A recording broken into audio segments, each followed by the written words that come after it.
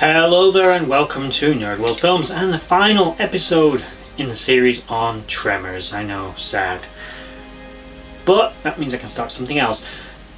This time we are talking about Tremors Shrieker Island, the 7th and so far final entry into the Tremors franchise. Before we get started, please like, share, subscribe, comment down below, and also check out the playlist that hopefully I remember to put up here of all the other films in this series so far.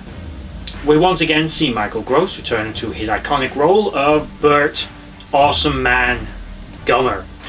However, we do not see the return of Randy, his idiot son, from the last two movies. We learn that for some reason he's done something bad, smuggling something bad, and is now in jail. That's funny.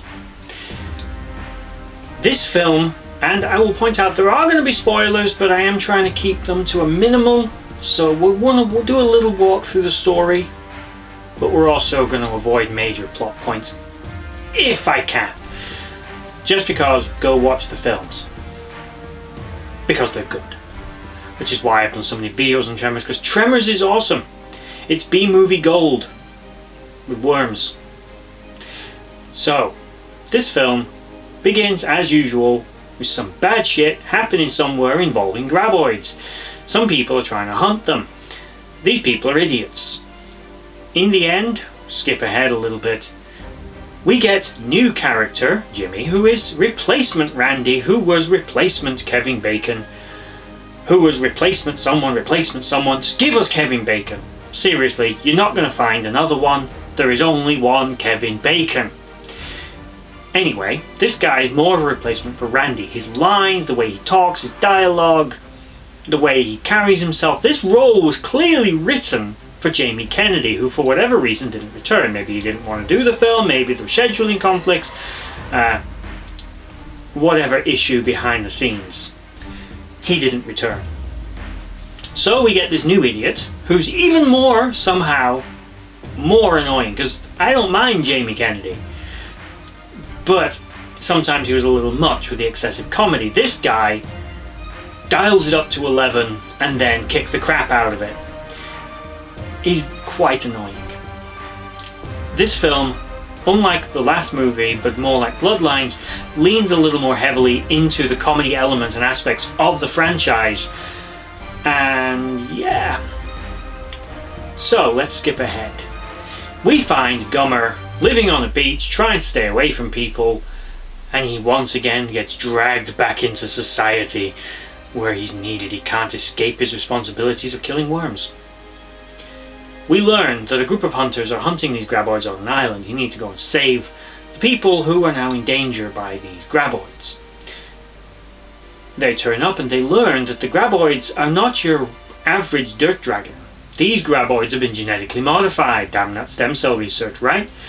And these ungodly creations are bigger, meaner and nastier than any that have come before, and they reproduce in larger numbers. This was to allow the hunters a constant source of hunting. The problem is they're a bit smarter, more akin to a chimpanzee now rather than a to B instinctual creature.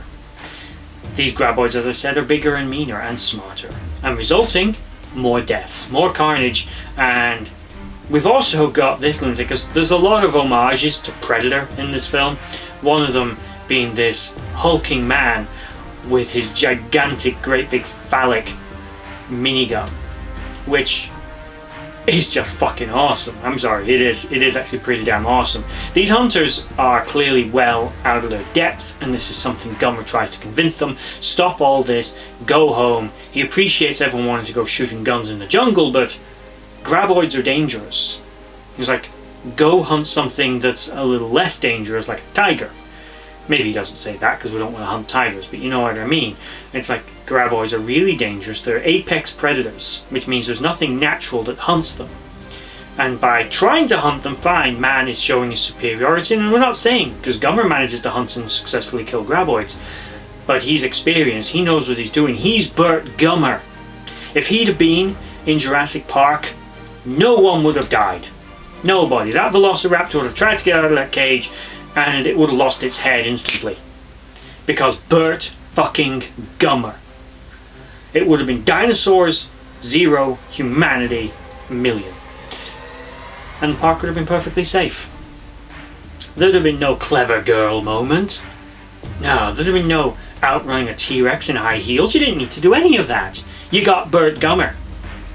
Anyway, graboids. So, predictably, the hunters start dying. Gummer has to come and save the day with his new ragtag bunch of idiots, including replacement Randy, who's not Randy, but definitely was written to be Randy, coming in to save the day and destroy these new genetic abominations. The leader of the hunters, played by Robert Brake, who is, by the way, an awesome character actor, usually plays a villain. I actually really liked him in Doom.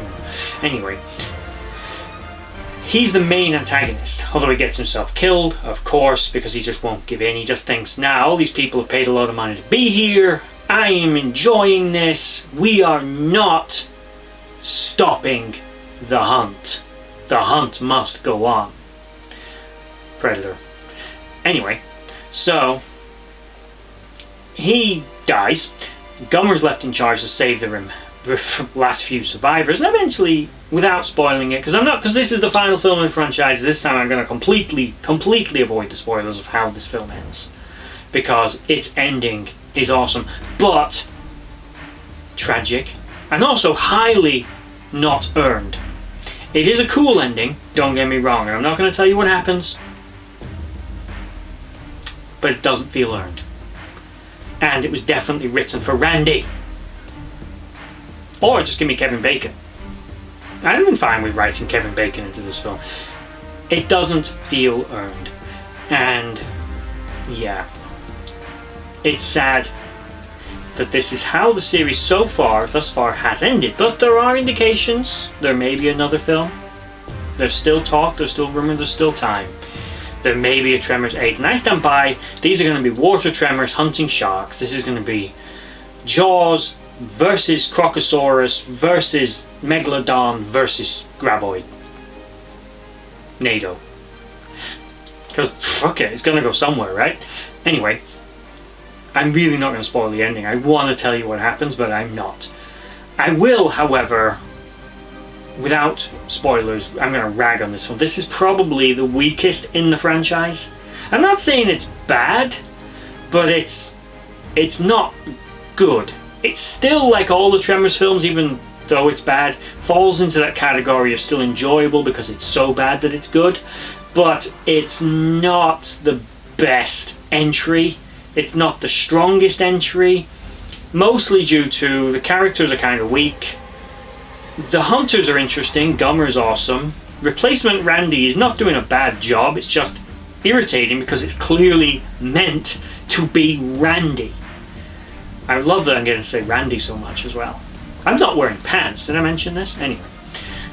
So, this film is not the best, but it is still enjoyable, and eventually, especially if you are a completionist like myself, you would watch all the films in the series, even though they're bad. Although, thinking of this, the last series I covered, which was the Critter series, the last film in that franchise was absolute dogshit. I had to create a new category for that one in my scoring system. It was so bad. This one's not that bad, but what is it with the last films in the franchise being so bad? But at least still good. And here is an example of that. It just simply does not measure up to the films that came before it. And this is why I said at the beginning of this series that the Tremors franchise is a series of diminishing returns. You get to number 7 and it's not the best. It's not been well received by the fans. It wasn't a commercial success. Of course, it was direct to DVD. It's not the best film, but it is okay. It's watchable, but it is only getting, in my system, a 3 out of 6 because it's simply weak as a film. You've seen it all before. It's like, I don't have to spoil this film because just watch my previous films and listen to the spoilers in them and you know what's happening in this movie. The only thing I won't spoil, like I say, is the ending, but it's going to get a 3 out of 6, and the ending is part of the reason for that, by the way. When you watch this film, you'll understand. So, there we go. That is the final film in the Tremors franchise, and the last one that I'm covering, of course, because it's the last film until they release more of them. I am going to move on to a few independent films now, just individual standalones, and then I'll be starting another series. I'm trying to decide which one.